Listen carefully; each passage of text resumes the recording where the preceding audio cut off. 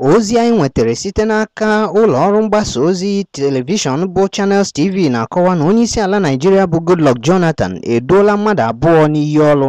Mmadụ abụọ ndị a bụ Ọkammụta Nwanze Okidegbe na Ọkammụta Sylvester Monye. Nwanze Okidegbe ga-ewere ọkwa onye ndụmọdụ pụrụ iche gbasara ọnọdụ akụ na ụba. Ọ ga-anọchi anya Ọkammụta Garba Kesi onye jibu ọkwa ahụ ruo n'abalị 29 nke ọnwa Mee afọ a.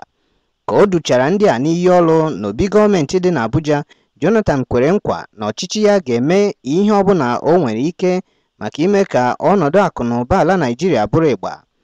Ọ gbakwunyere na naanị ọnọdụ akụ na ụba kwụchim ga-eweta ọganihu ma mekwe ka Nigeria hazie ngalaba ndị ọzọ dịka ahụike, okporo ụzọ ma werekwa ọnọdụ a ga-eṅomi n'ụwa. Chidi Nnamdi Igwe, Igbo Radio.